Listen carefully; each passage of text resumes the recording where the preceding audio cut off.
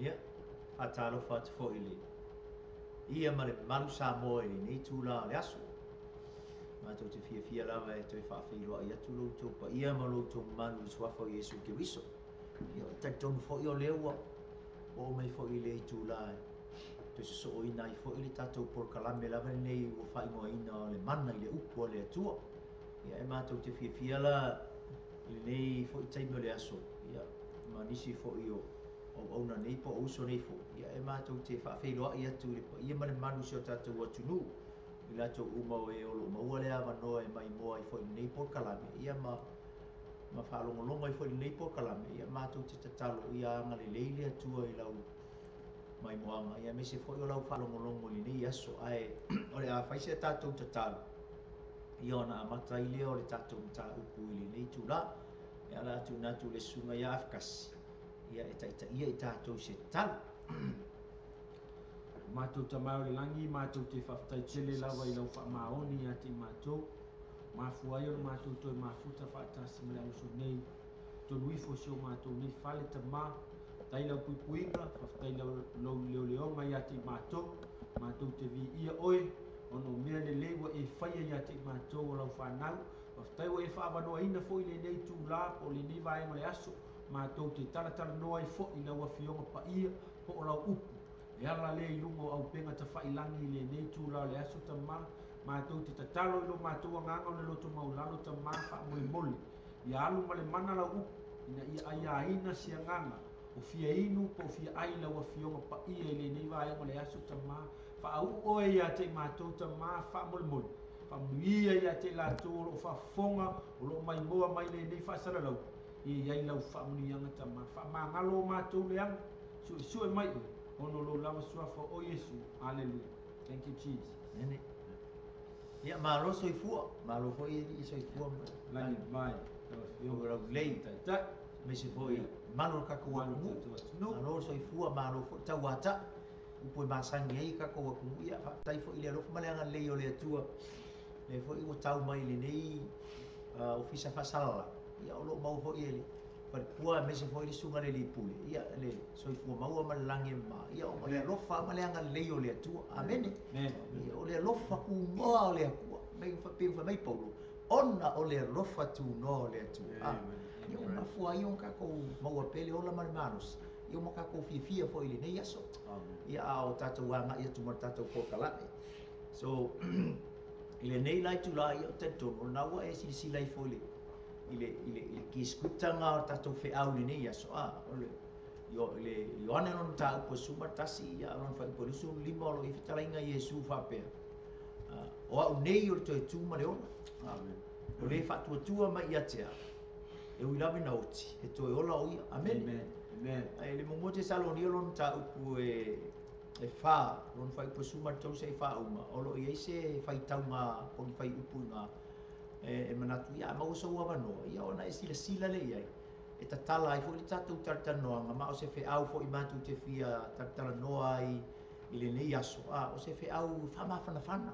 At the end, po le whai unga o le pakalafa nga o lo iei upu whapewe mai o le nei. I o tau fe wha whana i nei upu. O se fe au wha whama. O ma le fo i o maru lu fo i ma le mea lako. Ia e whai la o le maru lu o whafu. Ia o piu kau maarili a koi makokong. O mo misi me wha mawhanga fo i lele. Mawhanga koi whafu, koi mawhanga i matutonu. Amen. Inga ia mawai aku le maru lu le ia o ngia kungu. Ia rai tu mau wale mawhana o tutonu. E mawhanga na ka kokong. Ono le fiongpa ia le atu. Amen. Fa mai upolo ile in mata upuna fa pasuma tau fa mai kala ka malo polo te loto ina ia o tau no le au soe. Ile mata upu ie o momoe ina ne i o tau fa noa e pe o isi e le aiso la tau fa moe moe. A wā a whai tātou te taritonu o maliu i Yesu ma to e tū mai. E whapea fōi ona au maia e lea tua. Whaatasi mai a e o momoe ona o Yesu. Ma tau te whai atu fōi le rei mea i ate o tau i le awhionga lea li. O i la tau e ola matutoe pe awhio mai lea li. Tātou te le mua i e o momoe.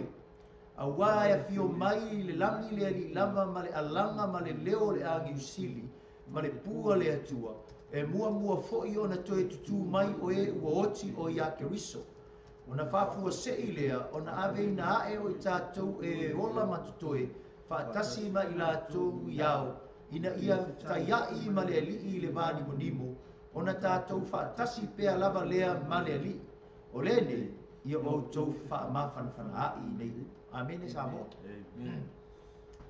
Ia o ke manga, o se wheau whaamawhanawhana. Amen. Pe ona abatu fe talainga na Yesu le yona tau sumatasi fe purfulima. Sau moa ku sao Yesu fe mai Yesu o au nei o le ola ma le toetu. Ai o ke ma avele e pe e ku aku pe se fesili foi le. Le anga ese atari tonu mo tangata. e se fo I la ngona o tangata. Amen, ili ngai vai kau. E o fo ia le vai kau le aso I fua le li faola mga amaka menga luenga la ua puskolo. Ai, o le manatu fo le ke mga o e wha tupu manatu.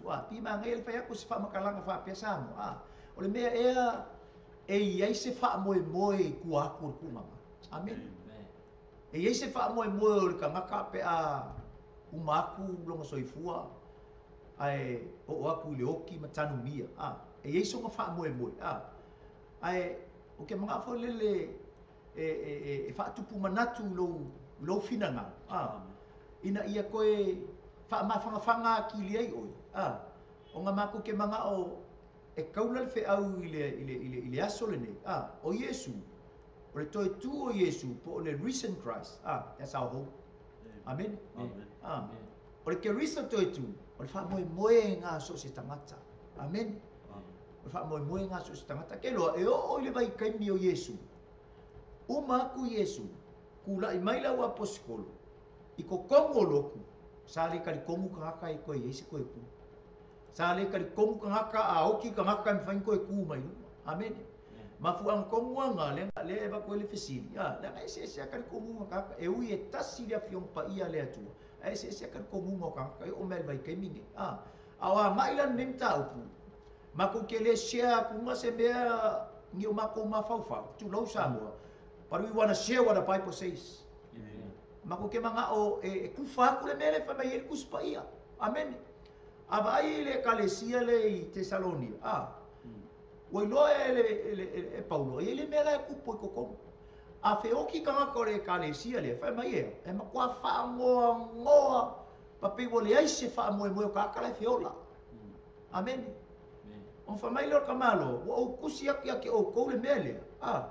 Inga ia awang I whangoa o kou pei o le kuma maasangi a isi kangaka o le fesili. O kuma maasangi a kangaka I oai kangaka I. Oai kangaka I e kau kala I la puskolo po. Amen. Ta whawhai ngofie. Kangaka I lo I eise wha moe moe. Nang o kangaka I longa wha moe moe. E mo I whangoa e le makua whangoa ki. Amen. Nang ala I longa wha moe moe. So le meu kupu I le kalesia, their loved ones, kakao la ku ainga, o e mawhana la tau maftang, o to e sea, ele malanga malima leo. Pa mai la ufa ngoa, I whengen kua, ke lo le mula I sarai. A oki ka ngaka I vai kai mia whengen kua, vai kai mio mose malai. Pa mai e makua ka sele, o isi kula fong, o isi mera ori e, sele mau, mi sele umalau. Fa me ka salei o la ko kimo e ngofo le fuefu ma le le ofu kala e ma kua fa ngo e ma faile e le kua awanga I ko sele mama ko ulu awanga I ko sele o ko kimo pe a o kiskanga pa vai o ko I le ma ka kiel me because o le soi fua le tu o ia o le fa mo e boy o tangata ola uma na mo le me nga le sau Yesu se ko e au mai le fa mo e boy ya tatu. Peola peoki. Le ke oka mai pau. Peo ke ola mo ke wiso. Peo ke oki mo Yesu. That means ola e eno wha moe moe pia whake ke ola like ia Yesu. A e oki like Yesu, you still have hope. Amen. Ele pepe loa kako e o kako lama manatu tolo samu. Lama kako mawhau isi kai. E koe whasi se inga ya kako. Ma ngai e ole a o ngā lisi ka ngaka. A o ina e lo o lama. Awar ka ia lo o langa po lo o langa I mangaku o isi ka ngaka.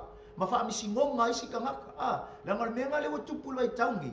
Wa wha longo fua I mangaku o isi ka. Kai lo o langa. Samoa kai oe le upo le atu. A kai oe le po le atua. E live lo hope. Amen. Your hope is living. Amen. Pea wha pe kai oe le fiong pa ia le atua. O le manatu o le atua o lana upu. Amen. Ele o ko ye Yesu. But we have his word. Amen. Mamai pe teru, we ate tatou upu le nei valo anga e sili lona mausali. Amen. Ele lei pe a tatou nau ia. Lei pe a kako ngau. Amen. O le mela le tupu tono le kalesia le Tesalonia, il vai kai mio pau. Mamai a fe oki ka ngaka. O makua whangonga, o ingai loa leng pe koe o ka ngaka iu kai ia, ka ngaka ia ko I ka whaola inga ia, I kumanga nga whai e ka ngaka iu kai ia, I o ma po pea o kiskam. me se le mamao la to la u se le o la ko ki mo fo ele ma le fu a fa me le kala ka malo po fu mai na ne yo to fa no pe o isi ele ai so la to fa mo ke lor kai minga le ai se ka ko fa mo sa mo kai me le ia Yesu lo kala mo el tu se Efeso se so i fo ino ma mai e yo kala Paulo le kale sia Efeso fa me kala o nga ka malo Paulo ia Efeso fa mai ile kai me o ka ko fa pau sa le ai sa mo ka ko ma le kua le ai se ka ko ma le kua le ai se ka ko ma Yesu le ai se ka ko ma ngi fe ngai nga sa ia le kua nga o sala e lua we have no hope amen Efeso non ta po lua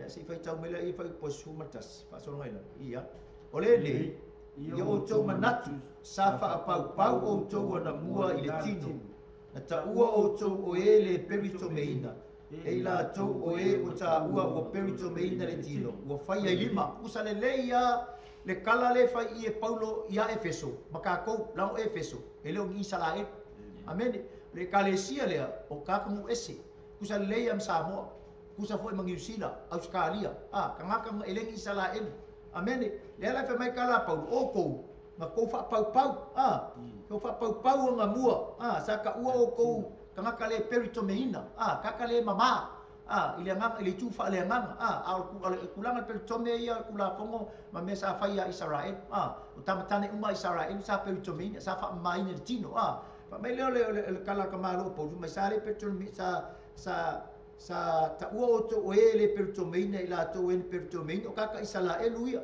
ile tino na fa ia lima ona poia sa le iai ate o to ke riso mai sa tangata ese o to sauningo al malo Israel o tangata ese foi fe ngainga wa iai le me o folofolaina le ale me o folofolaina o le ola fa va sa le ai so o to fa mo ai fa solo ilalo sa no foi o tua ile la rolangi ele iai ngau Yesu fa mai lo fa ipunga so mai ona po nei now ona o ke riso Yesu o to sa va mamao na mua ua fa lata ina mai i le toto ke riso mai la ka ko sam le ai mas ka ko fa mo o le kai milangi we have hope amen wa ia le fa mo ona o le toto Yesu ke riso le ala fa mai Yesu le yong Yesu ma kasi fa purufu lima o se fa tua mai atea e ui lava ingo e ola means e ia lo mo fa mo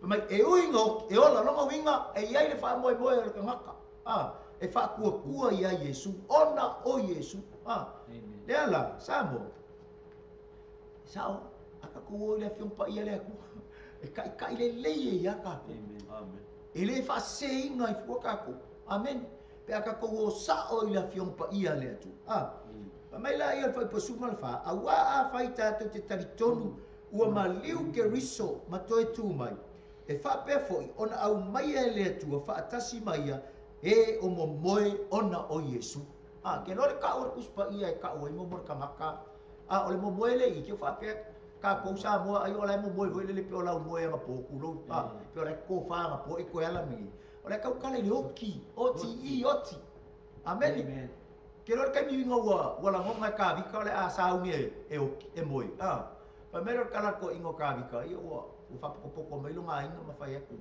i a solomon o walu i le ala o le lalo langi uma amen o le oti o le ala o le lalo langi Samoa e le ai se kangaka e le o le oki se i vangai se kangaka u kusia e le kua e ke le oki se longa o ke la amen ai fa mai tavita o le ala le lalo langi me foi le po le ale ko inga kanga ai afkas matei pe maualunga pe mauoa pe malosi pe soifo maloloinga po le alama pe maumea pe maualunga kulanga ke le failonga usoe e ke okia there is a day you're going to die but the question is if you die do you know that you have hope when you die pa mako e mo ki ngoa o ke me ke okia ai pe o mai bala au le kua uaku o le pala se tulo me nga fau mai ai tatou e Yesu fa mo ke koe kuma e Yesu fa mo me nga le ba confesi e ye se fa mo tu ngama o ke leo ka ko a inga o fai langi fo longa o tanu mia o fioki o fai langi fo longa po ia al fesili e ia se fa mo e se fa mo langa yele mem ka o kia ngai ko ko mo le maka upu ma tau te fai atu fali nei me ati o tau le fionga le li o tātou e ola mato pe afi o mai le li tātou te le mua i e o momoe amen ke lo ele mem ka o kia le mako ke manga o e tala atu le nei i tu lai tātou matau o ngai le mua ko ni tolo nta po suma le lima maua sau kai ai alu le ke fai kau a ko le maka upunga o lo kau kala i foi ka loa le o paulo ku sia upu ia te salonia na kau kala i foi ia korngiko o lo kau kala i ka lo fa pe mai o ke manga ka o ke ko ke korngito le me lilo si fai tau me fai upunga i le meanga fa uta mai o te tau atu ia te o tou le mea lilo i le mo moe i tātou uma ai ni ua i tātou uma ia se fa longo samo amen fa mai ele mo moe longo ngele fioki o kangaka uma ia fioki ele o kangaka fioki uma pe fai ngofie ele o kangaka fioki uma i kai miningi e koe fiola ma amen ia le lo fa longo samo not every people going to die will come back to life or the resurrection amen le mangingo le le menga le fa mai Yesu o au nei o le ola ma le tu o le fatu tua longa winga nga le kanga ka e oki pe o mai le mala au le tua langa fa ku ia Yesu ke wiso le alo le tua le sa we faile e ko au mai le fa moe paula nga ka ko ia la amen glory to God paula nga ka le fa moe i ke u ka ko fa pe wa nga e isia uoma fa ko ia oe mau oe mafau ia i lo tau unga ma pe uki fa mai kala ka mai a sul me nga o me ale oki ba o me ale oki ka oki a ko fo ia palpala oki uma e ka mai ki e le se fa moi amen e kala ngoa a o ke me mai le oki ko fo i tino le me nga fai mai ai wa uma e ke loe e ia le fa moi o le tangata e oki pe moe ai laia ke riso Yesu amen a fai langi fo la ngalo ka mama ki nga o kua o pele o isa pele ya to e ke kali ko mo ka ka la sa ya Yesu o la to so fu fa le ana ke li fa mo ngora ke li masar sal langa o tangata i fa ku ya Yesu ke riso ma ola tu sa manona fina ngalo o le are kai meo o mai ile moe le langa ke lo me ninga fa mai kuspa ia lai moe vai e fa ingoe kuspa ia le oki o kangaka fa ku ia ke riso Yesu ma le oti o tangata la ia Yesu ma mataulo no langa Yesu lai moe longa winga ngasing kai mi le ka o ko pala pat fa mai le kusi le nga mo te sanoni o le kai me ile pu o le angel si he will come back to life again wow oh sorry. It's a rejoicing story. Amen Samoa. Ini se kalafaku. Go read your Bible. Arsi sila ikuspai. Amen. Amen. It's a rejoicing home. Amen. Me foi le. Le manga ia mo le ki o isi kanga. Kanga le ki o kanga kala le tari tonu ma fatu tua ya Yesu Kristo. O me le kai mi le oki. Ele fa mo. E fia manga ia ko ki ngo ngari spis fai au nga mo fa longo. Fa mele kala fe au mo fa longo ku o mo kwa kinga inga fa mele kala fa ile tu I'm ready to die Lord I'm ready to die I'm happy to go to die amen I say al kala ilo fa mo he knows just for a while he's going down to the where he comes from le tino le me fa mai o ia but when Jesus come pe yo mo ka upunga ile kai me fio me Yesu fa mai ole a ko tu la i mai ile tamata amen o ka se manga isa e se fa moi tu atu tu mama mele ya e ola malo mautino me fa nga le longo ko ile fea ya e tari tonu me Yesu o le fa tu tari tonu o le tari tonu mai ya tia o Yesu kari kongu ya Yesu pa mai e uinga ola e uinga oki e koe ola mai pa mai leila loi fo fai upunga so i fo le lufu longo le yonga nga suma kas pa mai lo Yesu o tangata ola uma si fai kau mai tangata ola umo fatu tua mai atia. Ele o ti lava e o le whaamavanga. Wai vai e. O e tal tonu mai e le nāmea. Kero ole kala le. Ole kala i le aing, ole ainga le. Ole ainga ma e fia ia Yesu. Amen. E fia ke le Yesu le ainga le. E fia foi la le ainga le. Ia Yesu, ele leile mafukanga le ainga le ma Yesu. Inga ua oki la le kuangange o kenge ia. O ngā alu le avea i kenge ia Yesu. Ele o ia Yesu i kemi le ainga o kenge ia. Ina ua whaalongo Yesu ali a whakasi maka avika i le avea i le o avaku. Ua kau aku Yesu sau ua oki la sa. Mangku o le ainga le. Makua mawhangwhanga le mafukanga Yesu ma le ainga le. Mainga ua whaalongo Yesu ia. Mai ngati lei lua aso ngati lei ai le alu o Yesu o le ainga le inga o sau le avea ya. O nga whaiako leo Yesu lo ngauso. La ka ko o i petani. Amen. Ai whai kala le auso o ia Yesu. Kwa ka ko fo ingai mai o Yerusalem ang kau ai fo o ima. Ali fo la ka ko o ia. Ai whai Yesu le ai. Ka ko o la nga ka ngavi ia le atali o tangata i o. Amen.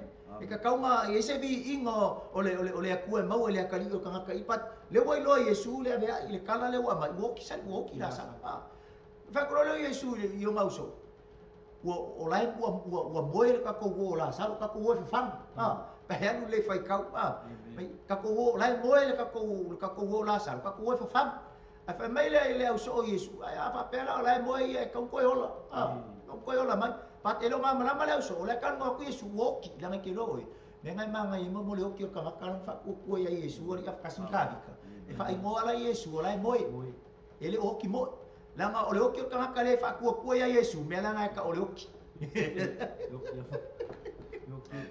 ole me ko mo la ngai ka ole oki that means he's not coming back amen ngal fa kali ke me e ku fo lunga lu lo fa ngo mai fa ba tu se fa linga lo fa singo ngale ku amen nenga manga ia so fa mo ke mi ke ola ia so fa mo Jesus the risen Christ is our living hope amen we should live with Jesus Christ our living hope lo lo Yesu nga fa longo ma o ma le ka wala ku Yesu mo e mai lo ke nge le ku mangi lo la sa lo so fa ka ya Yesu sa ma Yesu anga e ngai ele o ki lo ku ang yo la sa fa mai ya kala Yesu o a unei o le tu ma le o le fa au ku o ka ko ka o le tari tonu mai atia e ula ngau e ko o la mai fa mai le kala ma le ka ia okay lo Yesu okay lo e ke ko fa ku o lo ku nganga ile aso makam o la kala ngoa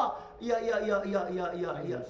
ma le ka ile kai mi le ile mo mote sa no mi ta ko fa le ma ko ki kala ngoa ko la ma fa ma le kai mi le ile kai mi sa wa Yesu ile ko fo mai Yesu lo nga fi fa lu fa mai Yesu le ai now kai mi le o ngai le lo ma le ka alu lo le ma le ka mai Maria le la o ku nga mau fa mai o follow ko mai u kai ngai le moko ka maka le o le mangako yu kai o lai alu Maria kan ku o ku nga mau la sa ma ko la yo ko fe lo ia ya Yesu ma Maria fa mai ya Yesu fe ko ku ngai ai fa ku ai o fa si ko ku nga ma ai ko yo so mai fo ya ma le ka ngai fa mai o fa po mo mangom Yesu o fa po o mangom ya imagine for SAMOA imagine for o pa ku mai sa le le amen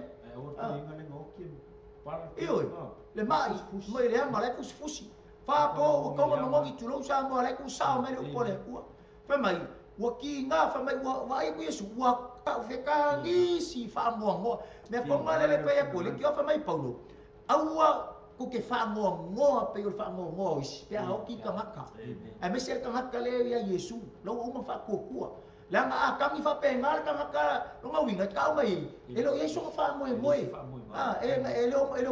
Yesu fa mo ola po so ma living hope e fa ku o le o ma ka kala Yesu ke riso I am the living hope of those who die in me amen le la family kala Yesu i Amerika o ke le pai aku fo ia ke oe a ua ke vi ai ka kongu o nga eba ai le ma manu le tu ka se ma ngai o kala Yesu fa si va ai fo pala fe upunga ia yo Yesu markas kala nga Yesu fa ia Amerika fa mai ua ki ngale fina ngalo Yesu e o Yesu makami e lua me ngatupu inga amen fa mai ua ki ngale fina ngalo Yesu fa mai ua koe kangi e lua mea o kangi Yesu lenga leilo nga lofa uai e leila ngona fa tangata le emotional le tangata la fu fa wala ngo Yesu le fa ngoa ma le ba ai ko fe kangisi ko fa fingo o sianga wola salo fa menga kangi fo nga Yesu amen ai foi la ma fa punga nga fa mai na ti nga he was deeply moved in grown in spirit o ki nga le Yesu ke lo kala samo ke lo ki nga Yesu le en fai fa pu fa pe le la ngonga le Yesu o le baba ai ku le kangi mo kanga kale kali kom amen le fa sanga I marka ngaka o mo fa ya o a ko ku ma le ola ala te kangi si pe yelin kanga kali ni fa mo pe o le menga e lo siki nga fa pe o hika Yesu but he was deeply moved in grown in spirit ilonga nganga lunga ti nga fa le nganga fo lo no fi nga pe so ke o fo ngika maka ile le ka kongo mo fa ya ko ola la sal ile le ka kongo le ngale mele le manga o Yesu ia ka kongo ka maka ia o ia e sau mai e tua tama amen longa emotional nga kangi Yesu nga fa ngongo la ngala mo e ka nisi me se fe ko ngo ia me maleka se wo fa po Yesu a fa mele kala Yesu ke ri fa ya ku e oe e ka kongo e ke ba ai le mamanu o le atu ka se ma si ko fai kau na fai punga fa simo ua fetala i atu Yesu ia te ia pena ou le fai atu ia te oi a fai e te talitonu ona e iloa lea o le mamanu o le atu mai ngal ka kali kongo e ba ai le mamanu o le atu a sau le mamanu o le atu ku poi va venga amen menga e linga ka u le mamanu o le atu the presence of God when the presence of God comes down miracles can happen amen e tupu wa venga yo tato wolanga amen me fonga ole upulenge there is presence in the word of God amen olo ile mamanu menga ringa kupu wa venga yo langa ka ngaka e fia ile upu le atua ma stiko la ko wolanga ile upu le atua ma fa savali o la to lang o la to wolanga ile upu le atua because there is presence of God in his word olo ile mamanu o le atua ile na upu ma le mana o le atua ile na upu amen akala Yesu ma fa ya marika kiri fa ke o e kali komu ngai ba ile le mamanu le tu amen ngai ba ile le mamanu le tu ala fa mele kala male ka ia Yesu o ke lo o me uma ke fa komu ko ke fa komu ko no kama fa ya uma le ko me ke manga o ya la ki nga fa ya ko ala yo so le me fa pe nga uma ka ko sa mo iskai amen kiri me manga o le tu o lo kali komu so simple le se me le manga ile a mainga te mina kangi Yesu ka kongo le u kan oi fa au ka ke leo lo ngalo foi ko ke leo lo ngalo fa ya ya ma yo so le se me nga wo e wo ama ko mo ko ka kongo le u kan fa au ka ile ke leo lo ngalo fa ya ma yo ma le ma fu ang ngal kangi yo o Yesu le ile me o isi nga fa mai ma ia ke misalo e ko ma fai ni ka ka le se misalo la ma ka pi la foi le ba ai pesa la ka ma me le nga ka na forse le nga ka forse yo me le la fai e Yesu ya la sa ya nga ma ko ko la sa sa ai va pe fuli selma ya ka me ona nga kepa ka se Yesu le langin fai lang kala ka mai fa tai tama o ke lo e ke fa fonga mai ya a onga o ka ngaka ia mea ko ngare fa koi le fa menga ki ngar finga ngalo Yesu a onga o yu e fe ku lengi mai loko le kali kongu mai fi kofo ka ngaka nge ia ke oelo kama that's why I'm asking amen but I know ke fa fonga mai ya kala tu tu ka beselma la salo sau fafo le kala kuspai ke ngala la Elese palolo mua SAMOA is a true story. Amen. Ole mea moni na tupu lo tutonu na fiompa ia le atu. Amen. Emang ku ole akala nga lo ka fa ke oi. Momole okia momole ka ngaka ya Yesu. La ngole fa ko le ainga le o la ko ngangi. O se ka ngaka o se ainga mafanga ke le la ko mafanga ma Yesu. Ole ainga fa ku ya Yesu. Le la ngama ile la ko ngangi. O kila salo. O kila ya Yesu. E ki ofa mai pa kala pa am ia e oti o ile li Amen. Awa e ina oti e toi ola mai pena ko. Ka se mai. E pi fa ale make sense la. Le fai lunga ka ka mi ole anga ka. Awan dia sa ai. Ka ba pela ka ke ko ala mai o pe o ka ikala le ka ke o kia. Ai ke mo ku se si lunga pe ia am ia e oti ole li wa ala ka ke lo ka ka mi ole anga ke ka o ko. No ke fa pe mai sole. Ai ko ka mo kana ba pe. Amen. There is hope beyond the grave. Amen. E iai le avanoa, e iai le wha moe moe. Ale wa nga wha mai, ale yo Yesu ku nga mau, mo koe ku mai, mua wha aka mai ia la sa. Le koe ku o la sa. Ale kau ka leu, kau ka la sa o ia Yesu. I am. O a unei o le toe tu ma le ola. O ai la se ka ngaka e whai mai e le koe, e se ka ngaka e koe ku mai pe au ki ke loa. Pau le ka ngaka e le koe ku mai pe a oki se tu lau sa mo. O le tangata e oti e le i whaatua tua i le alo o le atua o Yesu ke miso. Amen. So lesi me ma ngai me le mai kai mila le kala a Yesu le ngafai le la sa u se me nga ke pa ila. Ka ka mo kwa ka kong wa Yesu le i to ma. Pe mai le atua e fa kai. Jangan power ka mai fa kai lo fa fong. Ala la sa u ni wala au ya la sa. Apo le le. Mo ko i ma lo ka kong, mo ko i kong wa Yesu. Uso le fe au le manga o Yesu e mo moli ka ngaka. Le me angi o ai ni vai ka pol fa ka kong ngaka. E va ai so i va venga va ai le upo le ku ai le ka kong wa. E alu le loku fai kau le upo le ku ai nga ma ia. Sua fe pele. Sua fe pele. Mas ko oi. Ai kang fa kai e Yesu. Fa kai fa maloro. Ai ka kong. O le mele vai sa mo ka kong. Ele ngaka place your belief on what you see, and we cannot make ngalinga mai le upole ku, la mal upole ku. E ku le fa ko ku. Amen. Ele malama le upole ku. E memela lo fa ko ku, mela nga ele nga le solito el ke me o me fa ka. Kupulo mai wa ele nga kia e lo ku ya sa ai nga mai nga mai e fa le mai fa me ele se mai. Ako aku ia fai pele lai fe. Ai le wo ulu. Oi, kau kala mai. Apa ibu fu singa kau kalam. Kau kala mai. Kan kong kan. Ai lo pole mai, lo pole fiba. Kau kalam ko. Le fu singa le amini. Ia mai a fiu mai ala wo. Ke lo sa mo, la fa sa awal lava e kan kong le upole tu. Ke lo asolo ke i va la ingari. Eu quero sa ol makwai so do se inga fia ke le fai me do le oi ma no fo fa ka dai amen e la lo grandma so i fo po lo so grandma o ke mi uma e ma i lo kingale lo grandma le so wa ma ke mo moela ma lo grandma ko ngolo popa si fa kala le so ia pe fa kwa se furu ma le rua o kausanga wa le lima su kasi o kausanga ke ni amen e ke vai la o ngila ngoso ma lo grandma e fe ala uma lo makwai e fiu lo e fai. E fe au lo lai, nga kuri lo lai so ka mai alu o au mai le fa finge le fa ka lai. La nga ye fa ka lai ku ko ngol ma ko. Amen. Kuri lo lai, sa lo le finge le, e sa mala nga ako. Ma sa lo lai.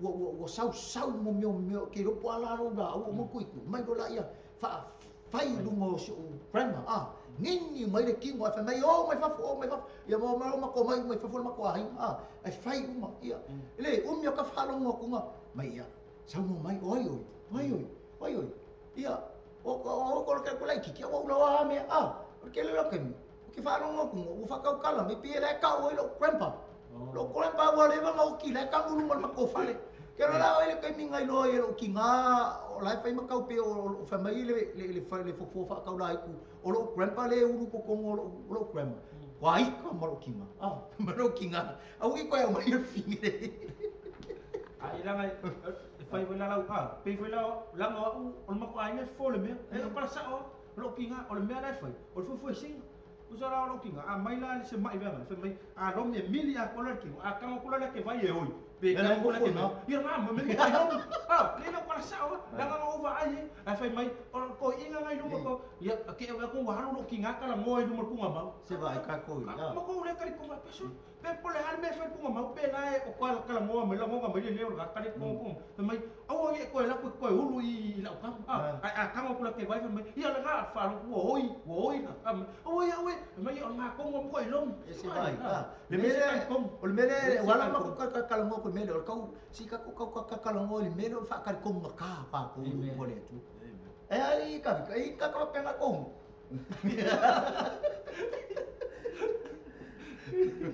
Amen. Thank you, Jesus. Makau kia. Mo ka fakan ko ka. Wai lo ngo fia mo ka fakan ko ka. E ko anga elo ko anga lok le ko anga lok au lo stick lungo le mele fe mai kuspa ia. E ke le fall right, fall left. You stand firmly on what the Bible says. Amen. Pero fa mai Yesu ya mare. Kan ko ke vai le maman wo le tu. Ele anga le me estele ingosia le ko ka maka. E fa mai kari kongu ia ai o mai ka mi fa fi kauli ai ku kupu mai me o le langa ngi ai alu ia ku ese. Le nga share fo ia pasta le so. Le ma ngai o le upo le tua. Como foi show ma ko manu share fo le ka ma le show ma ku ka ma fo ile me le mo ka maka kari kongu fa mai e fi a ku ile ku Israel. Ai o mai fa fi kauli ai alu su e solo ia ku ese. E fuā le tua. O le kua fua fai mai wai kari kongo I le kua longa winga so se kua nga me o lo kako o lo soi fua mo lo kako bola ia e ku lunga o le upu le tu ia e kari kongo ma lo loko ko I le tu me foi la le wa nga fo tatu tala no I mka upu ni o kako o ko mengi le ngol mengi o ngol fa ka kongo ka o lo makwa ma fia le taimi ni o sia ka maka fa e ku le upu le akua complain mui ke lo e risi me ka ua SAMOA ma ngai lo ka mo e take le upo le tu amen ma ngai lo fa mo la lo le upo le tu o ngai yo ka ku fa mo lunga le upo le tu o ma ko fo ia o ngai me finga lu amen o ke mga fo I e so ngi ke oi ua le ngai fa mai kala kuspa ia e te ele tu o te mata fa mo lunga ma ngai yo ka kai fa ku ia Yesu ke so ka kai fa ku ia Yesu e fie ka le upo le tu amen ele make sense pe au fa ia o ke fa ku ia Yesu ke fa ku le ku au ke le fie fa lo mo na o ke ele no ele make sense ele paling ele o se me mongi ngame o le mata upu e se fa mo ku ku ne ai fa lo mo le was screen I la sa le was screen ma I la sa lo le akol me e iai le fa mo le o fa ali ko Yesu e iai le fa mo pe ia o nga mo la sa lo makari komu ia ke au leo ko ku mai fa penga mal ka ngaka o mali bala au le tu halu le se tu lo ala ku maulo fa ku anga ia Yesu fa mai le mo te salo ni le fa ka o le so e fio mai Yesu pe ili le pu fa o nga ko ku mai le o na o tio ia ke Yesu o ka se manga o ka se manga mai to tu mai o na oti o ia ke riso Yesu no winga e koe mawe ke vete ku nga mau kamai ai koe o mai ai le va pele ku mai makingo nga ioi sui mo mo kong ke sulima mo kong sulima e ngai ngai pe ta tung tau o lo ia se fa mtala ngam ka ukia langa pe ono foi mea ku kupul vai kami ora oposkolo it's happening in our times le foi kupul vai kami ngai ala uma kule pole tu ma sia kule pole tu ma sori fe me kurios ko mai nga uri manga me so it's in the world amen e como le pole tu ma sori ma fai fe au nga uri ngia fa fe amen ia e fa mo la lo le pole tu ma ia fai ke SAMOA fai ke alo lo tusi o lo lima I tangata la o ile fa unga le amen ye fa mau la lo le upo le tu o fa fe ngainga ma fai fe au ili fa pe foi nga fai fe au la ku ke avele upo le tu amen e ke fio so e como kuspa ia ele o kama u e kuspa ia me nga ngai fa fe ngai fa fe mai ngala ku ki ku fale pe mai Yesu so se kamaka fa ku ia te ia e muli ia fa ilonga uma ia ela ve mal fa ilonga le o le fola le upo le tu amen o ku fai uma maso amen ele ka kulia la fa pese I uma se ka ku I se pai po kolem sa mun tikeli mangi fa ilonga ka ua me nga ai le e nga le tu amen fa mai o singa sai ko ka kiki la fa nga lu amen so se ka ka ma ka u le tu fa nga le tu e fai ma me fa nga lu e ave ila na tala le lei so se vai nga so se kanga ka lo mo mi ia se ku ku le mango ia uso ni ia fai me foi se la fa popo ku sai mata to mata ma ka ngo fi ni te yo le so por me e se fa mo le tu atu tu mama nga e ke le kanga ka fai mai o me ale oki ma o le olanga e oki sa o le olanga e oki but the question is there a living hope beyond the grave ia la sunga fkas ia aftai le sunga tata le por me ke koi fia ngale fia fa popo fia fa malu si a fai Samoa o e yaki o e kan kongunga fa pe e muka lo fa mo punga ma le mai I foi upule le mo ko ni te suli ma lo fai upes fumali mai e sili lo ma lai me sili lo ma lai pe a fai o lo kan kongunga ngale olanga ngi e muka lo olanga I le olanga ngi e le ai so fa mo ku a punga ma usa ke koi au mai ka ko makanga ni ka ko mai le tusile a te salon pero le la kwa vaka a fai ke moi wale kala ngoma I o te loto ina I o tou lo le au soi I le mata upu ye o mo moi so le kala ngol mo moi le o leo a le la kwa mai vaka I va pe o le moi a fai o ki ngalo ma fau le la va a fai o ngake ika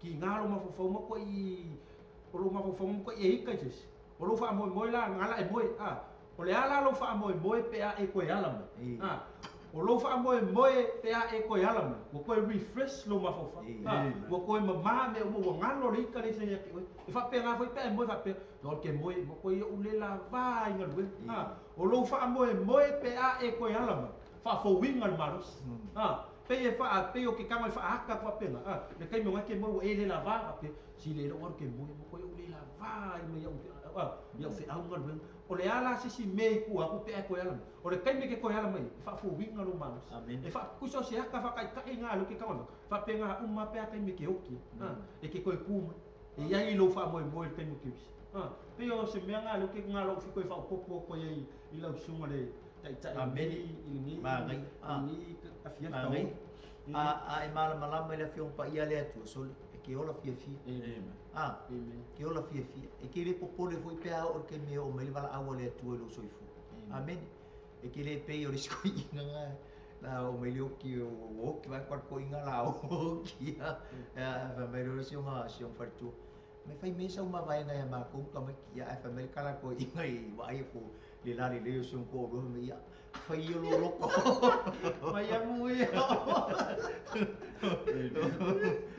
ele maria la o ki o la vai ku le o le si un ko mai ala ia fai o loko amen e ke le popole pe fa pe e o me le vala au le tu e lo soifu ala wa fa ku ia Yesu Christ amen ke lo o pe o fe o ngi ka ia fuka ko I manga ko iska e fa mai le ngi fa mo o tu ma maulanga pe sa kupu ko o le kalesia le konito o le mele kupu ko le kalesia konito o fisili ngia ka ngaka po le me ise ko tu tu fisili ngia o le me o fai ka koni o ka fa mai o ka o le ngaka le o ka mo fi fai me o papa kiso ka kala fe o e su ye ka ngaka la fe o ki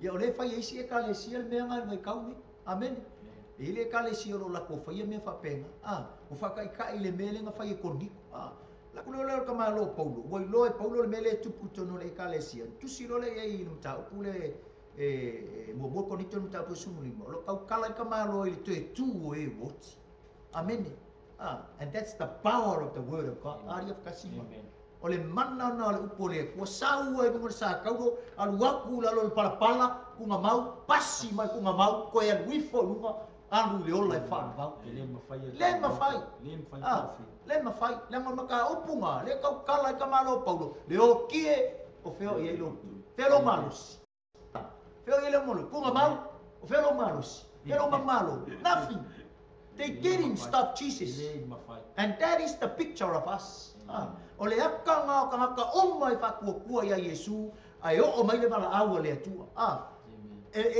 bo uma fa Yesu you follow that because Jesus already made it. Jesus already did it. Yeah. Fainga ko kuala fa bakala Paulo ya koni. Amerika la wo vevesi le kalesia. Boleh ngakal ngau fa mai ya ko ku mai fa pei. Wa fodinga. O a foringa, o a fape inko kua, o a foringa ba ai o kangaka ia la koe kuku mai nga whioki. Because le limit lo la tau mawhau le mea leo kawhea, kumoi whakari kongu ngā kā. Whakari kongu ngā kā. Ngā kupu le ka le sia ia vai kau, le ae kupu. Kupu fo ka kovai kaimi. E ngofo mara kuspa ia, e whai kau le kuspa ia. Ai a kau ka, le kari kongu wai. Pe mangaku voi le leo mea kuskusi i, pe ingi mea vai pole observa.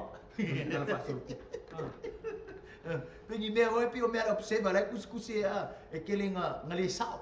Le ai SAMOA, pau a leo kuskusi ngā sao le i lalo langi. O le fionga le atu.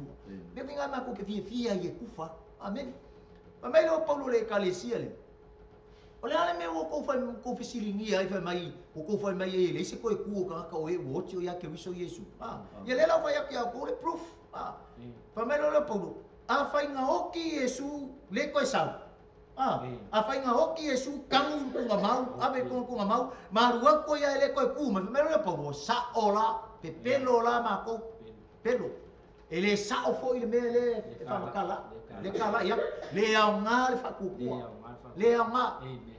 Sao pe ang whapea e le koe ku mai Yesu. A whamai leo kala le aposkolo pon. Ale ale menku. Whamai ngā oti tanu mia toi tu. Mai ba. Whamai leo kala le kamaro i maka upu ngā le whai kau a kore maka upu a kua ngā whamai. O ngā o ia o le urua i fua. O le whapolo polo o ia o e o mongoe o ia ke riso Yesu. Mai vai ka ko le whapolo polo o le first fruit. Because he is the first fruit. Longa winga o kangaka o mai a whioki, le la whioki a kurupo o whioki o ia ke riso Yesu. Pe uma le mele kupu ia Yesu. It's going to come back to life again. But there is a big difference in the appearance. Le tino toi tu. Tino toi tu. Wa kasi le mea fisilia ia korngiko. Ma fe finga wa ia le kalesia ma le loku korngiko. E fa pe ila kingo. Io si le fola ia i fai uponga ia si fai tau me fai uponga e fafa. E lulu wina le tino fale tino. E toi fatu wina mai o le tino fale anganga. E iai le tino fale tino. E iai foi le tino fale anganga. Ia vava ai ele mali. Fa mai ngal e lulu inga, e lulu male pala ai fa kuinga mai male le pala. Fa mai e lulu inga male matanga, ai fa kuinga mai male matango fi. Fa mai ese kingo fa le lalo langi, leia. Leia yo ka ko kingo. Ese tino fa le langi. Fa mai kala Paulo vai a koriko ko kele manga ngaku mo fakula. Fa ka inga vai Paulo ko kele o manga ngaku mo fakula. Ele ai se fakula au e kula i mai so kingo maola pe ale pana. Amen. E kau kala fa mamlanga e Paulo le mea. Pa mai lo kala ka malo Paulo fa mamlanga i le kalisi kon kumai. Kuma fa fakula. E ke le lo pole ar kingo mai le la au le when you have the seed le faku. Ke le lo. Mal pauala me fai o kongi la lo pala po se faku sai ko por as ko nga fakula au kango e kongi la ko pala ola mai e ke le lo kingo. But God made the body. Pule ale ku el kingo e ku ia. Le kiopa mo famela polu. Menga ka vai, ese al kingo le mang. Ese el kingo me aola, ese el kingo ia, ese el kingo kanga. Mai ese sulo le la, ese sulo le masinga. Ese sulo fe ku. Ese. You see? Mea, famai kala o mele ka mo moli le apostolo Paulo. God created, God provided again. Mai ngaoki uma ia akam faola uma ia Yesu. Amen. Pala uma mai akam man kuare ka kwa uma le ngafakala mo ia akam. Ole upu akam isa uma le upu le adama, ole pala. Amen. Ole ele ole me fa kingo. Em fai ngai ole me fa kingo, em fai ngai pa iai pe pala. Me ngai ka ole me fa kingo. Ole me fa le ngama, ele me fai la mai va i uma. O me fa le nganga, me fa le langi me nga le kua, me nga le fa mai ile tua. Me fa mai kala Paulo i le kalesia le fa mai e maka ngo fie ngaua. Le tino fale lang. Ka penga ele ku. Sau ni ele tu le tino tu o tangata e oki o ia Yesu ke wiso. Le kai me ko ku mai ngau fa makala e Paulo ngai le kalesia nga. Al me nga finga wa e o fa o conflict le o kupu como le kalesia. O le kali komo ko ku mai kanga kai o fe oki o ia ke wiso Yesu. Amen. E ai kanga ko la ko wa inga se como loku o fe oki. O le kali komo.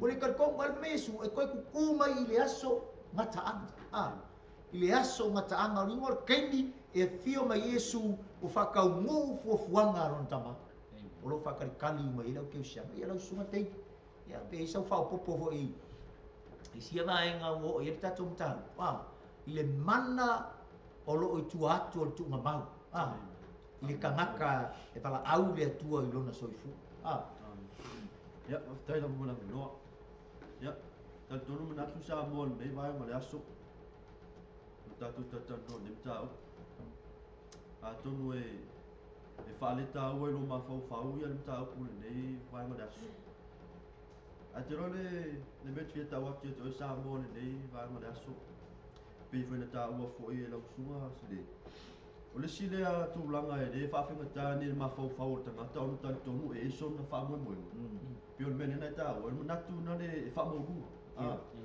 o le tu langa foi na fa finga tani tanga ta le tanga tau o na ma le tanga soi fo la langi ni on tal tonu e so na fa mo no tu no nga e mene e fa mo lunga e no na ia tal tonu no na ia ma fo ma fa tanga ai a kilo me ma nga e mene pio le ile kala le ala Salomon ko fa finge mere no fese sia ia le ko fa finge yo o la sal o ngai de kat kom al point ka u kingi ala marita al point ka wala le ka mot ka ngi o lu kat kom e lo fa mo ngai ku amen le fa mai le fa yo e foi fa su mal limo le yone le su matas mai on tal ton wai le ya te yo yu tai ai to ten o la to no wo mai ya maria mai o ke mga de ka ko mo ka ka ya e me fa ko fa ku mai e sula sa me de ngukol ku ma on me de ki fia ka o pia ke o sa mo le ninguém vai ngora aso a fa e lo ka ko uma e ko me fa ko fa ku me o yesu e ka ko mo de o pole tu ne vai ngora aso le tu la o le me nga de fa ka ngi do langor su fuanga ka ka sa mo Paul nga ko le nga le o pia uma e le ko yesu nga fa ma mo nga i kuwa e koe ku mai e ku mai la i le ola fourea o le olanga fourea koe fa ku nga mai i Yesu ku nga mau a kon foi nga iska nga ka mai i longa fa mo nga wa pe wa lava la pisingis mau o lava ku pe o ia mau o nga ia de fa mo o ka ko nge vai kai ka ko nga mau de pole ku ia ka ko ro e ia fa mo nga ku ka ko de nga ka ko ku mai al fa me ka ku spa me eu i note ai toi ola amen so ka kora nge vai kai ya ka ko nga mo ka ko ka kom awungi ka ko le ka kom pe nga fa Yesu ya la salo le ka fa kai kai ngoi ka ko ngi aso man ngi la lang ka ko ye e fa ka ko ku ta ko ka kom il fa malo longa Yesu pe sa u ya ko fa popo ko sunga amen pe yo le ana wil fa popo sunga ta vita le ko mai ale tala le ta tano ya la salo ma lona ai amen pero fa ku ole o i le ke milo Yesu le kala le ku sa ole ka ngaka le fa ku mai Yesu o i le was queen mai Yesu le fa mo le kala ngoi paulo ya kolnito ma te salonia mai kalesia te salonia amen ku sa ele yaila se malo si anga ke le mea lai ola Yesu ai le kaimi nga wa umang kau Yesu ku nu ku nga mau ko ku there is power wa feki lo le mea lea kau kala Yesu o aku o le toi tu ma leo wa feki mai ka ngaka mai kua mai e o ka ngaka ka laku Yesu e o mai ka ko vai kaimi le wa feki amen mai Yesu so sesi e fa tua ia te ia matari tonu ia te ia fa mai aoki e uinga e oki le ngol kingo ka ngoki kingo u vale le kau kala puspa ia o kingo u vale e pala fa mai ka kau ma le nga inga kingo u vale ngai ai fa kingo inga ka ko i le kingo maka mo fie le mo mo te sala ni mata mo ko ni tum ta pusuma lima le kingo pa ia ma le kingo ile ko yang sala la ngai fa mai le kusianga il fa punga la pusko fa mai ele faile malo le atua matofi o le wa ile tino toto ma ano se vai fonga pa fai upunga le kingola nge le ke kako ke kingola le e ave kako wa fa pe le a fingalo le kwa ke wo ki kai tu no samo nga pala le o kingo nge ai a ol kai me fa mai le ange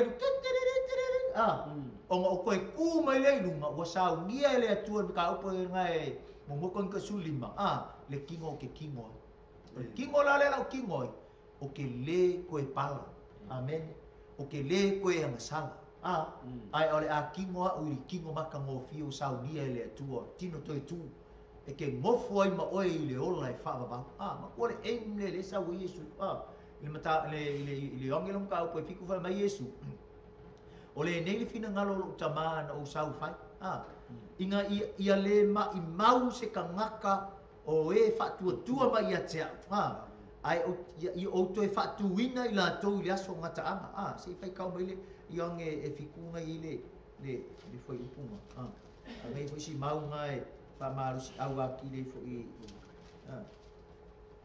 yang ilom ka po fiku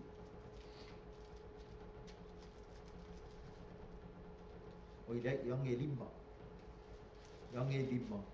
alonga foi upu e koruiva male fast food o le upa pea o le nei foi le fina ngalo le tama o le wa awina mai ia le mau lava se tasi ua ia fo ina mai ia tea ia o toi fatu wina o ia i le aso mata ampa no inga aoki pa mai yesu o fingalo nung kamaling sawa ia le mai mau se kangaka o e fa kua ia ke o kaka o fo ia le tama ia te kaka o fa kua ia te ia toi fatu wina o ia i le aso mata ampa o le nei fo le fingalo le wa awina mai ia maua le ola e whaababau. E i lato uma o ewa aile atali ma whaatua tua i ate ia o te toe whaatuina fo i lato i le aso ngata ama. Amen. Ka ua kele le mea leo le whaakua pe o le keyword ngā leko kongo le wheau a koringi. Amen. O le keyword lea. Amen. A e le whaakua ia Yesu ke riso o ia o le ali o le toe tu. You have no hope beyond the grave. Amen. Ele ai la so fa moe tu atu tu ngama amen nga o kangaka e fa kua ia Yesu ke riso ale a e fa kua o ngai u por fa kua o lau vivilu ai ale a e fa tu e peru no mta po sumatas ale nei le fa tu se fa kau mare peru no ka sumatas fa mua ale fa tu pe mai o le fa lango lea i mea o fa moe iai o le mauti noa leo mea e leo vaaya. Amen.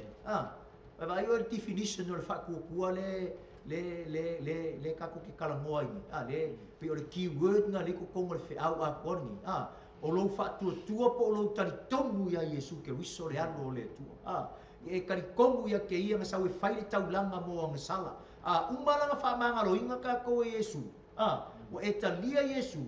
O nga e ola le kusa ma le mea le wa e kalikongo e lunga winga o ke ola o ke le koe ang sama o ke le koe whaia le ang sama e mo i eike mo ke sase au ke rofa maualanga o lumo le atu ke rofa ko ese ai au nga i ola ia pe o le ola fo le le kangaka soifua wa ngalo ia le mea le nga ia whaia le amatanga wa ngalo ia wa umang whakua le alo le atu o nga ola la ia o koe o whai ngō whieng koe o le ang salama le leang o whamai ilo le o ngal kuspa ia whamai ua silia ilo la le leang o kau unga o soifuanga ka haka le ngai lolo ngā makanga amen e peru sumatas wai al fatu o tua o le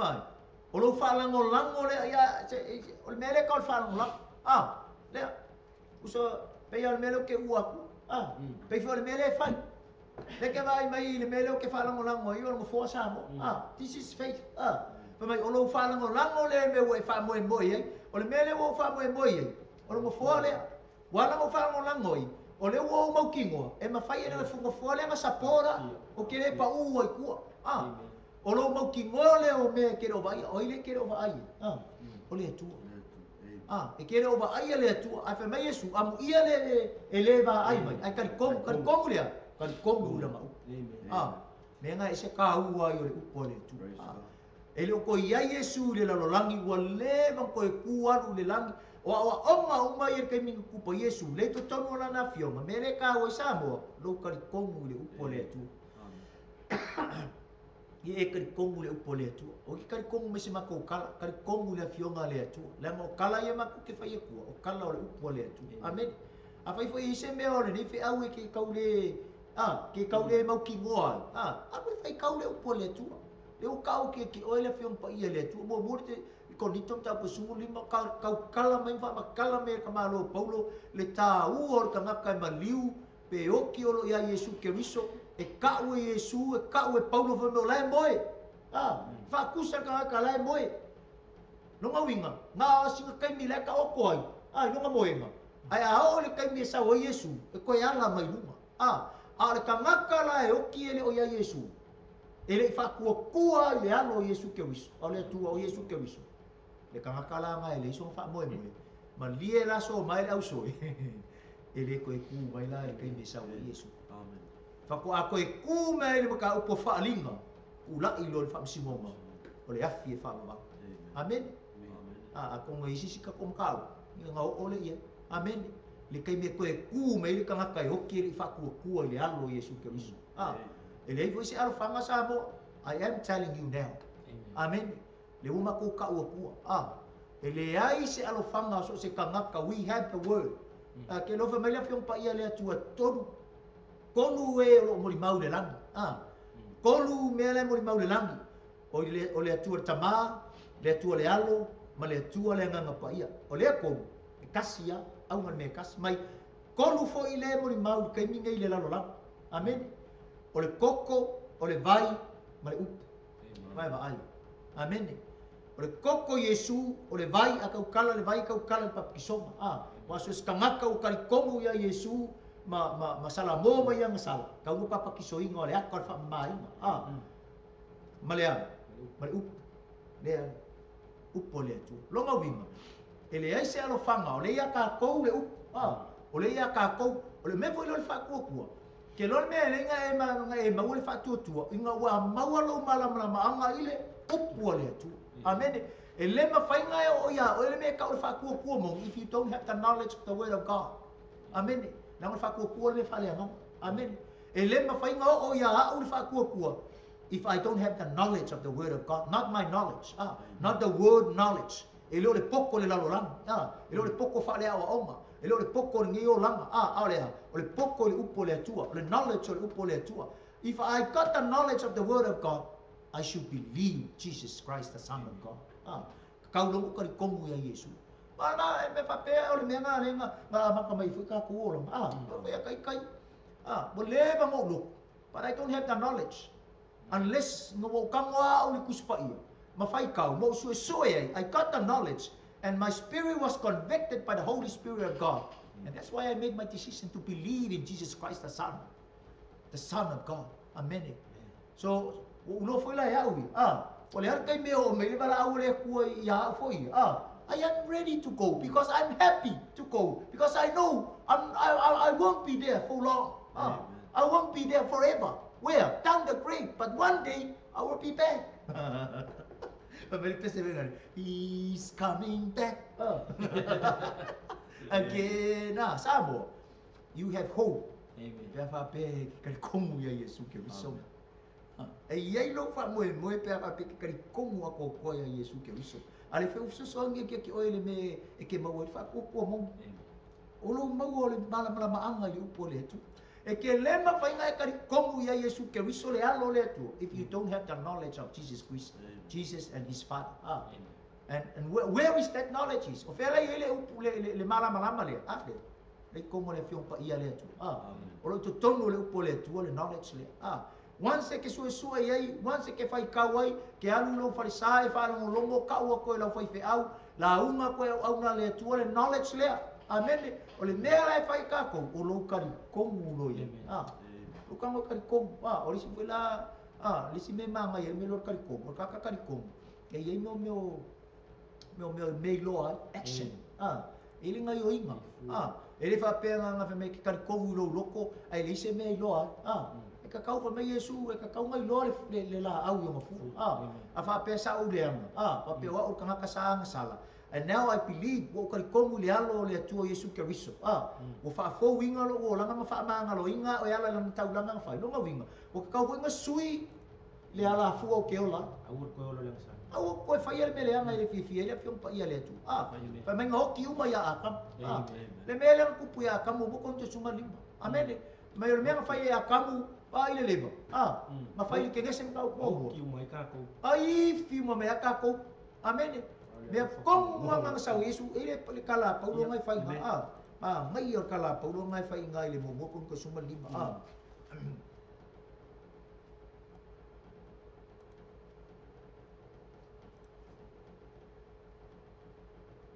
ngai ka ua paulo pe ona ole lofa tu no le fa me kala ka malo paulo le fai le fai pula sfulu pa mai le kala ma ngai kala ka malo nga si fai ka mo fai po no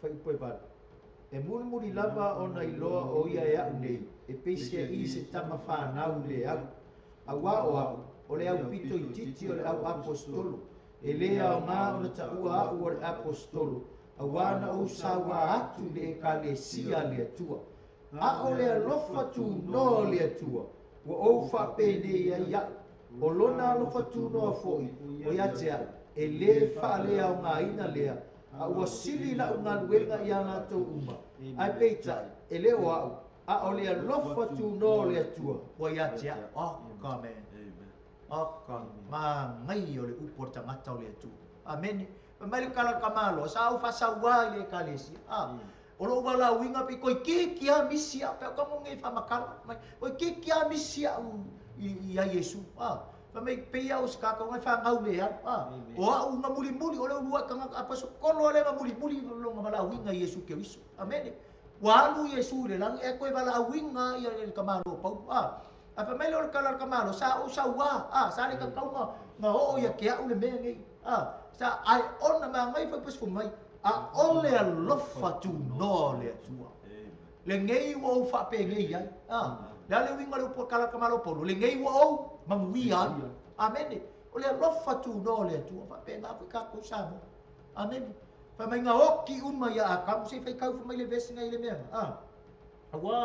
awa fa pe o no oti uma vesi fa po ia awa fa pe o no oti uma ya atam e fa pe fo yo fa ola ina uma ya ke riso lunga ku fa mai awana o mai le oti tanu tangata o mai to tu e o oti tanu tangata na o mai le oki kanu ka maka oi ka maka le pa kam o mai ko ku ka ka oki oi ka maka le o Yesu ma bai amen there is hope beyond the grave amen when you die when the day that God calls you to come back to finish with this world but you have belief and trust in Jesus Christ His Son.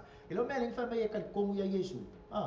Yang o Yesu lang sa wi le la be inga.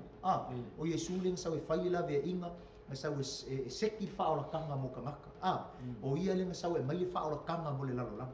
O ia lang sa wi ese mai ka ko lalo le mea le li le wa.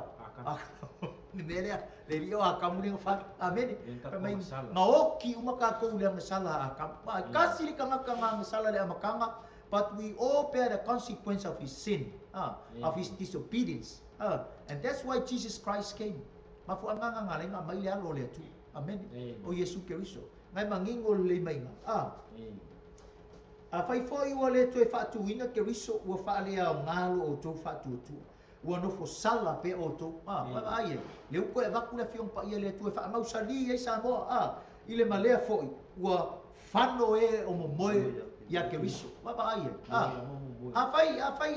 afai ele sao me o kau kala me kuspai le se fa moe o ka ko pe afai ele ko e ku Yesu no ngawinga o le ko e ku Yesu ua makua e kisia ngisi masal saloma mangisi oma mangisi filosofia mangisi kan komunga wa e kisi uma there is hope beyond the grave but yela me fasi upu de but pe afa pela e te oti o ya Yesu la le winga le fa ku e ke oki wa uma mai fa ku ya Yesu e fa manga loa uang sala ma uang sala ma e ola e kusa ma le pinga ngalo o Yesu amen ngalo Yesu ma kako kau fa lule kako ke mun e risi se akoko ma kala le pa ele tu no one is perfect Christians aren't perfect but just forgiven kako ke siang we risi se akoko ma Yesu ia pa ufa fia le aso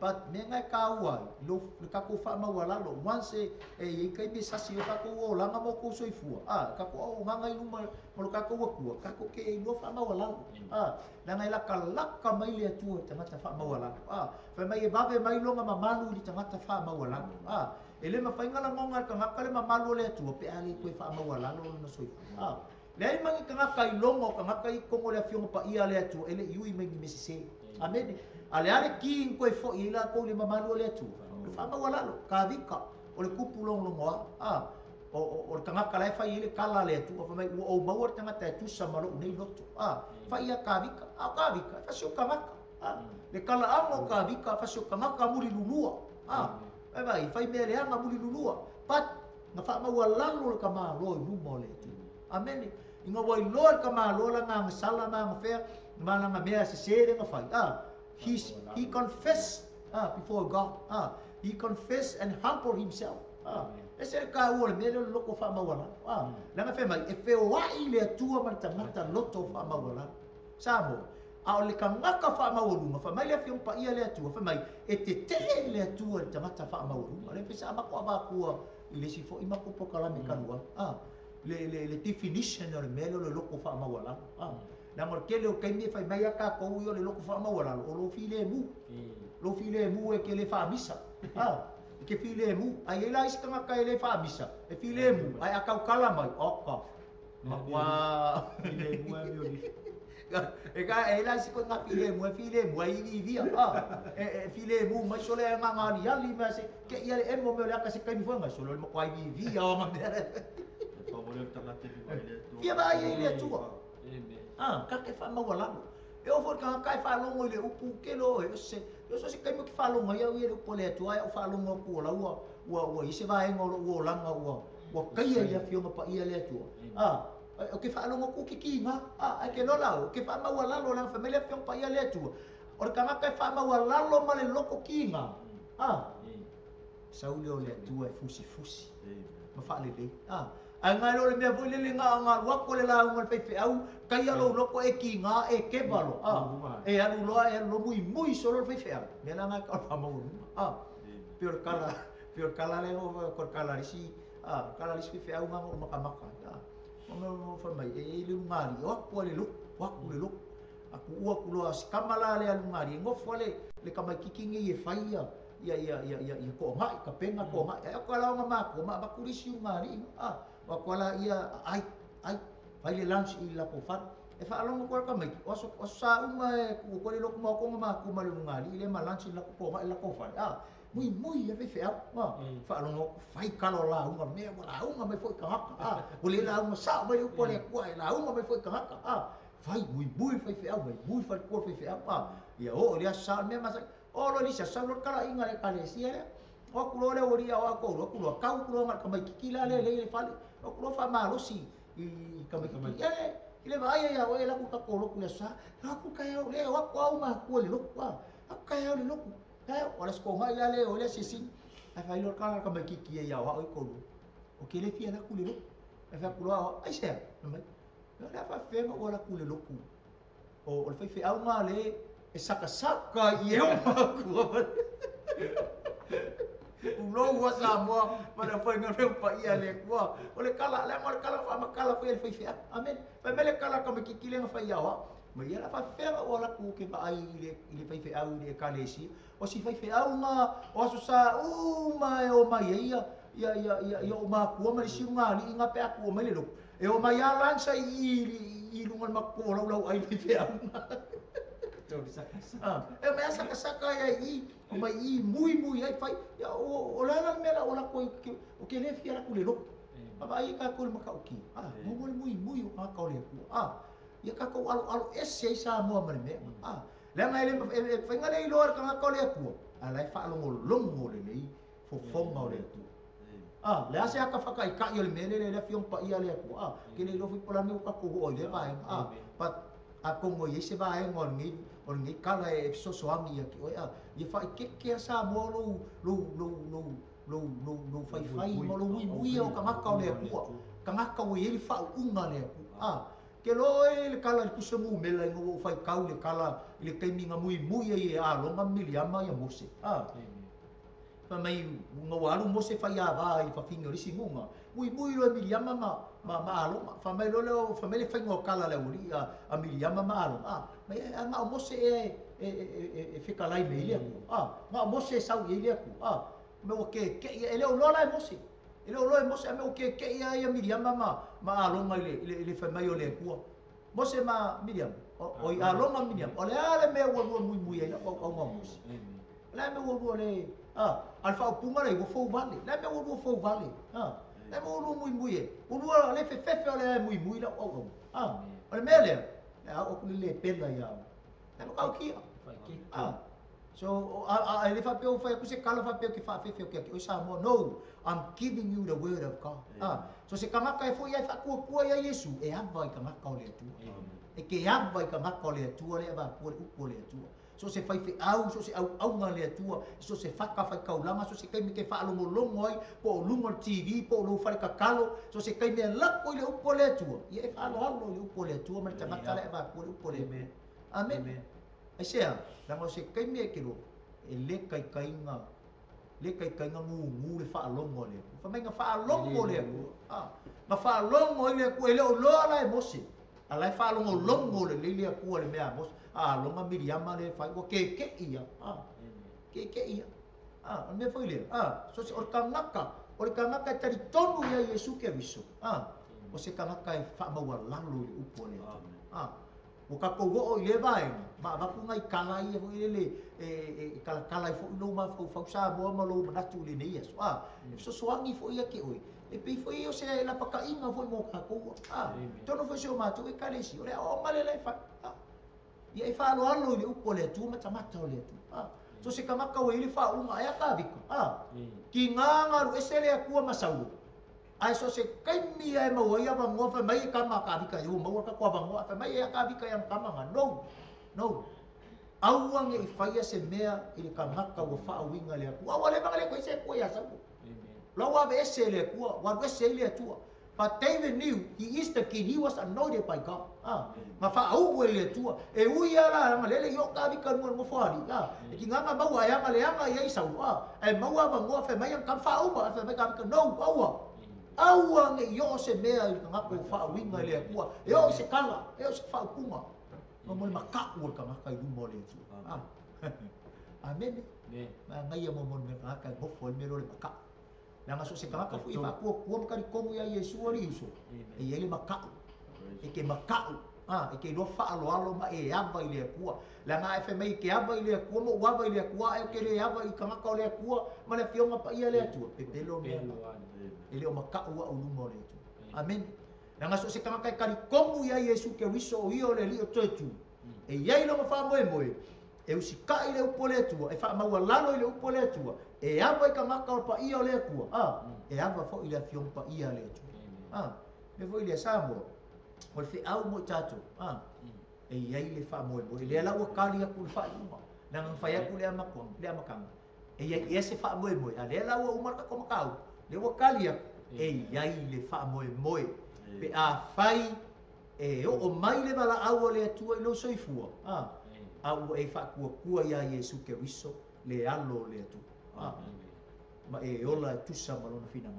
le si ale me ka tevi ma avakas uma e fa ku ia Yesu ma e ola le ku sa ma fiu ke on fe ku ile si a popo aso fai so o lo soifu ai o le ki le sa por ka ko fa ma wala lo ke mi ka ko kise fa ma wala lo mo le tu ve kai ele vai pere fe ni me se lo kola e ke mi ka ke kai lo ko lo se tu lo e we ke mi elo ke o kapala vale se tu lo como ngaluenga presa ngaluenga ke o kapala vale ko kai pala vale pala ya ke ko ma foro ka manga o ka sala o ka fa lo pulo ka lo o ka fio ke ti o ka la mo ngai se se ka kala o fai ke ko fa ma wala lo kai lu mo le tu amen ole ma ngai o mo ka lo fa ma wala e vabe mai ele ma mango le tu to tono lo mo amen Samoa o Yesu fa mo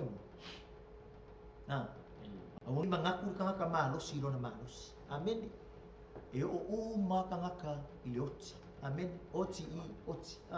O le taunu unga le mai ka vi ko le au walu le ala o le lalo langi uma. Ai le kio foi fa mai le upo le poto. E sili le aso e oki ai lo le aso fa ngau mai.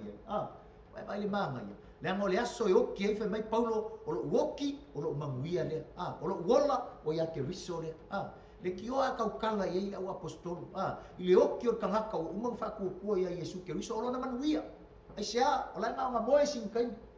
Ai a o ke mi whakau mo e pokala me le atua e te tūlai mai o ia e anu le ola e whaamavau. Le nga mako avaku e le mo te salo ni mta upo e wha. Kai mi o si tiang.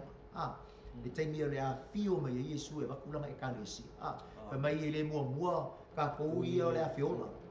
Ai mua on koe kuku mai o e na oti o ia ke riso li ua i la tau whaatasi mai tātou. Pa mai la i o mta upuna ona ave ina e whaatasi leo i tātou. Kako ke whekai iai mai Yesu le vāni unimo. On kako mafukai lea mai inga. Fa mai le whai unga po kalawhanga. O le nei, ia o tau whi whaamawhanawhana. Samoa, ia whaamawhanwhanganga. Amen. Whaamawhanwhanganga i upo le atu. A whai oro eso i fua le iso whaamoe moe. Le oe whaalongo le upo le atu. E iei lo whaamoe moe pe e whaakua ia Yesu ke uso le alo le atu. Because the risen Christ is our living hope. Amen. O mga whai e Yesu. Pau ole mea ka koe whai. O lo kari kongu mai whakokua ia Yesu ke riso le whaia. Le koe ku. Le nga mariu koe ku. Anga whaia le koe ku mai Yesu. Le al mea la mai mau fo ka kokai. Mai Paulo anga whaia moi. Ia le al mea la ka koa. Ka koa aim ka whaing ka ka wheoki. Kala ngā Paulo. Il momuka il konito te sumali. A whaia moi ia mea ia le al mea. Mai kala kumano ia. Se mangu ka koa ai. Whaing. Ka iau ka ko wheoki. Because there is no hope. There is no hope. But because Jesus Christ died on the cross, He was buried and He rose up again. And that's why we have hope. Samoa, o Yesu, o le wha moe le ke koe kuma. O le ale kai mea o mai le wala au o le atua. O le kai mi fwoi ngei. Pero wha Samoa ngali, ua whai kalo moku, ua whai kalo moku. Ke o kako mangako o whai a mātou. O mangako le, I'm healthy. Koe fia se furu kau sanga, koe fia, we don't know. Le fina ngalo le atua. Pe laku au kaiao, pe laku le lilea, ngei pe laku se uso le kaiao, but the main thing e ka kaunga mau sa li tātou, whatever po le ake mi o melmala au le atua, wa e mau ki ngoa mau mau ki ngoa Samoa, e iei le keimi ke koe ala mai. Amen. E iei le keimi ke koe ala mai. E ki le whaamavaua i lalo le tūma mau. E ki le whaamavaua i lalo le palapala, e ki ia i lalo a kamu kuai, ai ke sauma a kamu fō. Amen. O le ai koe kūlai mai, o ke koe kū mai, o lo wha moe lea leanga, ngā sau Yesu mai Yesu, ia le mai mau se ka ngaka o e au mai ia te au tama, aia, koe kū mai, o a vea i le ola e whaamavau, mai. O le kaungu unga, o le ola e whaamavau, mai Yesu, e wā kele le ala e alu lea, le mālaia. E koe kele fo i tangata e o ia, aia, e vai titi le ala e alu le langa, e koe kiki fo i ka ngaka e o ia, nongo winga. O le taimi nei Samoa, your choice. Kai me filifilinga. O le kaku ke iai filifilinga. Mai Paulo, o le alofa tūno. Kai voengi, o kai me le alofa tūno le atua. Pai mai kala le whiu pa ia le kua kusia lo. Mar kai mingi, le pa sanga mai le kua mu ese. Le pa sanga i ele kai mi. E le pa peo le a whaamavaua i ele alofa ku ngoa mo kako. Va peo le manga i ele alofa ku ngoa le akua. O le ae alofa mai ale atua. Ma kako filifili ale whaiu kako roko. But le o nga tuspai a yele taimi e mai le avango ka koungei o ngu ese e lungi se la e lumong awalang nga mawar ka kopi kanga ko kongu i fufuanga le akua mamangu ia le akua o toto Yesu ke riso le evaku ia oe tato te fatu tua ia o nga fasanga le akua e fele fufuanga molonga nu amen malo le avango ngu ese e fasanga le atua i lon nuko Israel mea now is our time Now is our time. Now is our opportunity. The presence is our opportunity. O le keimi ngai o ka kou avangoa, o le keimi ngai o le keimi mo ka kou longa winga. E faisa ka kou fifilinga manua o maua tatou ola. Masangi ngō whaalongo nisi ka ngaka ora ku ka ua whaupunga le. Ke le mwhainga koe filifili ku ngamau. Ke le mwhainga koe filifili ku ngamau. E ke le koe la ngonga ma se mea le keimi ke oki. Amen. O le mea ngā, right now, o le aka o fifilinga. Mau pu ma mele kai mi foi le nga ngau ki le mau wa fia koe fia ma ngau koe fai fifilinga Koe fia mangao, koe fia foi mai le lalolangi. E sau e koe kakai longa ainga i fina ngano le atua. A whai mai e ka malo ringa whai. Me ka malo nga malawi. Maria lo loko. Na iei mo se mana o perfecta na lo. Amen. Whai mai sa ka fia lakwa i oi. Ia lasa. Fia lakwa i o. Wo la ngonga le peta mai. Le aka foi nga le mele le whai le kalanga nga mai Yesu i mai ke Yesu. O le aka ngal ka munga le ka ku ke apa ia. O le ai se fa moe moe. Ma le iai o le wha moe moe. O le wha moe moe le lei, ma le wha moe moe le lei. Ai karikomu ia Yesu, e ke ala mai ma lo wha moe moe le lei, e ke o le ola e wha vau. Ai le karikomu ia Yesu, e ke ala mai le wha moe moe le anga, e ke alu le wha whamonga e wha vau. Lisi mea siring kau, o destiny o mengi, it's forever. It's not for a while. The Bible never declare just for a while. No, it's forever. Forever means no ending. For good. That's our destiny. So Samoa, fili oi. Amen. O lau filinga, o le kaimingea o maua lo soifua.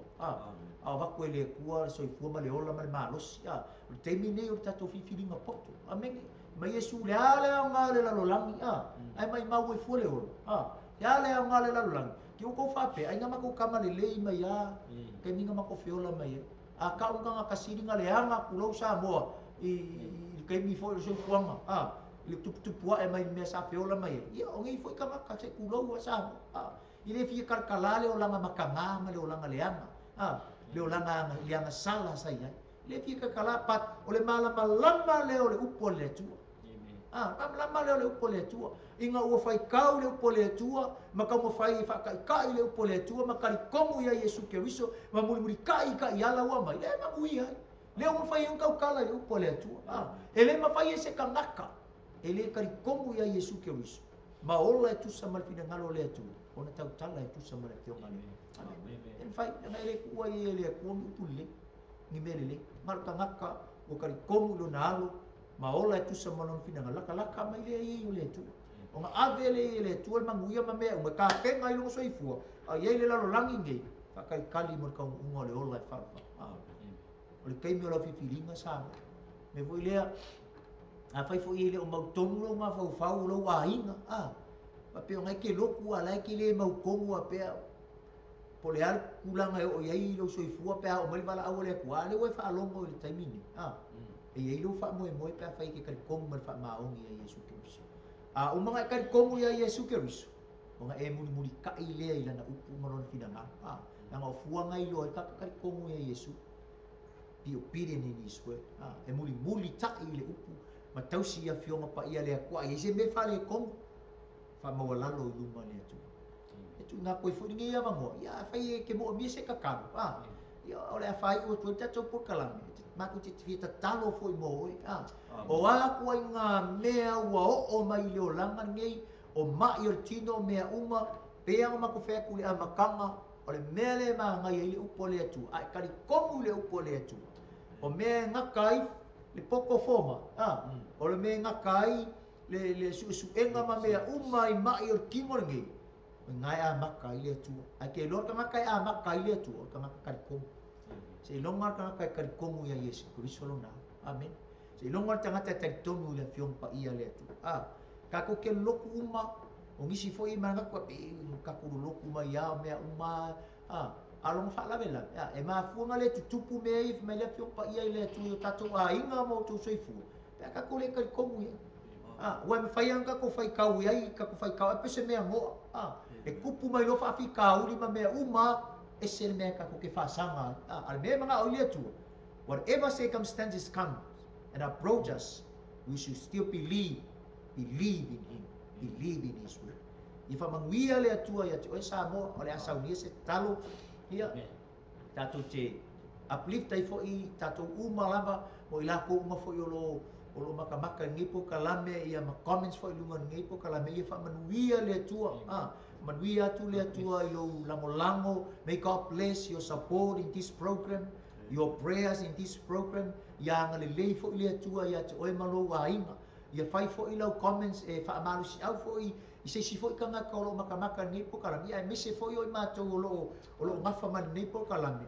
e sang fa atu po fere fia e avatu le fiong pa ia le atua e feso soani lo soifua fa le nganga ia le atatou te talo a so se mana onga ia le aku ngaku le atua e ala tatou te talo ia ma fa uma le tatou por kalame fa tai tele i lo lango mai fa tai lo sila mai fa tai lo fa fonga mai au na le atua o ta mama tutua tina ma tutua o tatou ainga o whanau se ia o lava iso se skangaka lava le tau loa po o lo whapenau na maua le manoa e matamata nei po kalama i whamanguia le atua ia te oe i nei taima le aso o ini mai lau fonga ia ala au saunia se talo ia e uplift ai matu inatu ai o tatou mana onga mai se foi ola na upu i nei taima le aso ina ia anga le leile nganga le atua sanga whaamanga malama atilina na upu tama aftai lau a fionga aftai fo i le avanoa ua mātou tufa i lau whaamangalo i mātou pia whapewa iei se upu le tusa ma lau whaafofonga tama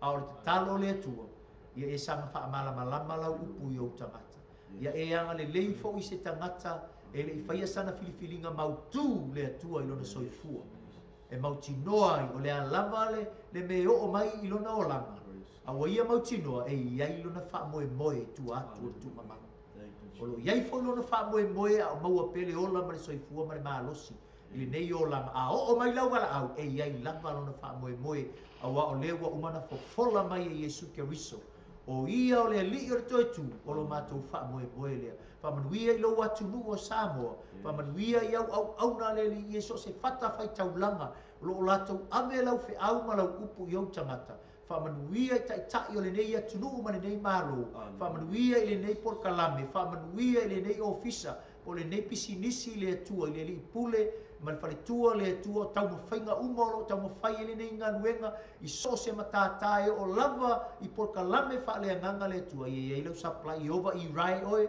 i mea umai to tono le nei pisinisi tama whai ma wha manuianga mo se o mātou atu nu o Samoa i so se me anga le lei oe se o mātou atu nu o Samoa i le tai ma ona tangata ona o Yesu le lei amene ma amene ia o le porkalame na Samoa ia ta moe tatou toe whainoa i fo i se isi iwa i aso o numanai ia anga le lei le atua i fuafuanga fo i o le nei aso to onai ia o se whasauni fo i matapena ia mo e tatou sauninga ma sauninga o le aso sa pati atai au ia anga le lei le atua i lo fale atu ia e te tapua i fo i le fale tatalo e tapua ia i nei tu aso mātou te whaato whaaso i fua atu i le mamalu ma le whaasaunga Samoa. May God bless you all in the name of Jesus.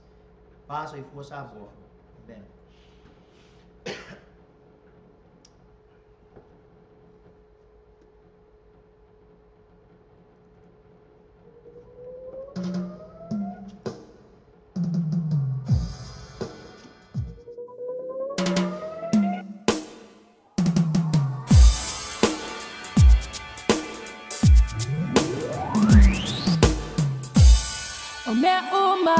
Te fire, te fire.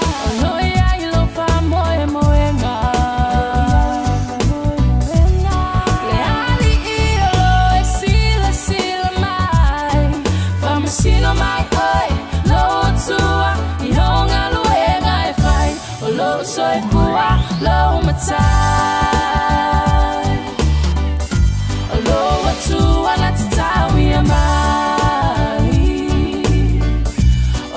Soy fua lo matai.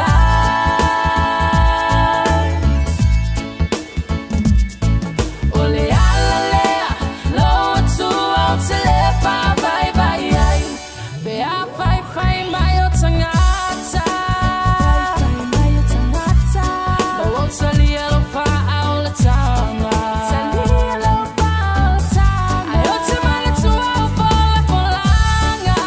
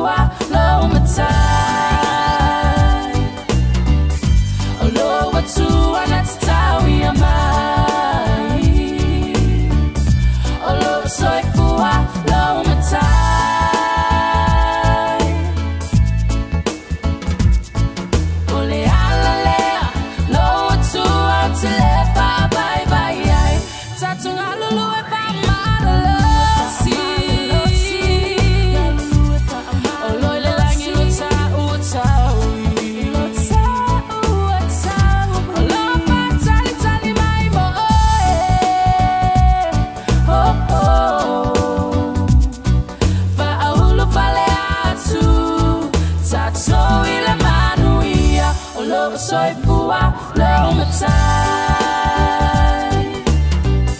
o lo watu ana tatawi mai o lo soi fua lo matai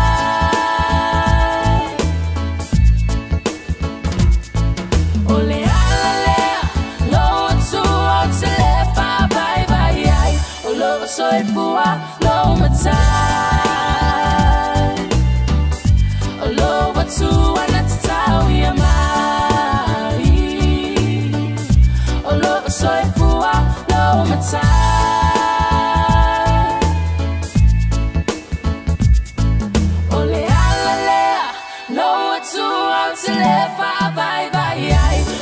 Soy